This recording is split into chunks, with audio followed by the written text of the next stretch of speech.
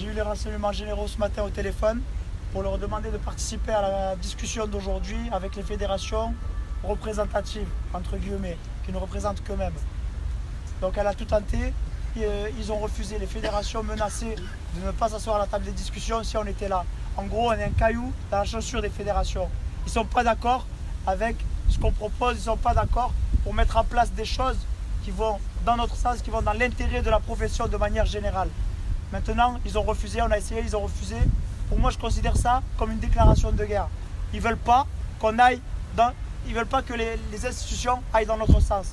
Quand on a discuté avec le ministère, avec le cabinet du ministère, qui nous ont dit clairement que c'était une disposition sur laquelle ils ne pouvaient pas revenir, la seule chose sur laquelle ils s'engageaient, c'est de clarifier les règles de l'article 80 pour pas que ce soit soumis à interprétation. Ça, c'est pas suffisant.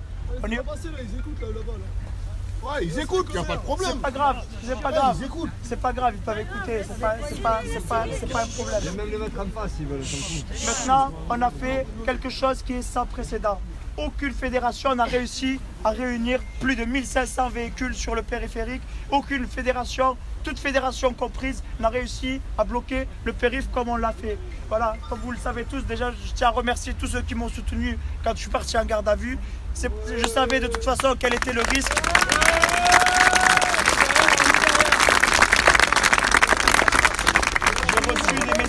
J'ai reçu des messages de toute la France qui m'ont dit qu'ils étaient tous derrière le mouvement.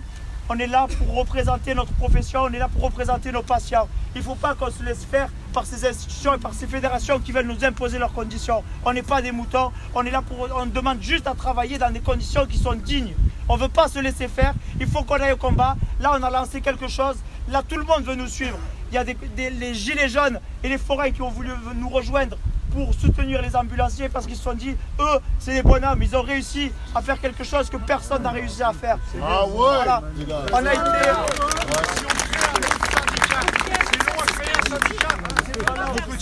Alors aujourd'hui, le combat, c'est l'article 80.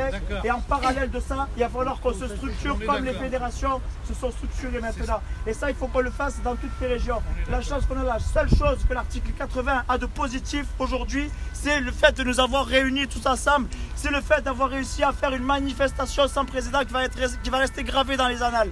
Maintenant, il faut qu'on continue notre mouvement. Il faut qu'on soit mobilisés plus que jamais. Enfin, on commence à être médiatisés parce que les médias aussi ont été muselés pour pas qu'on se fasse entendre.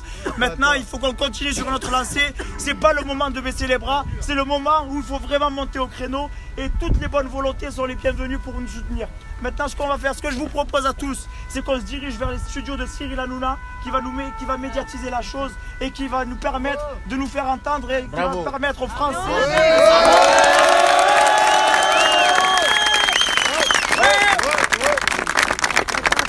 Direction Boulogne-Billancourt pour tout le monde, on va essayer de se faire éviter par ça.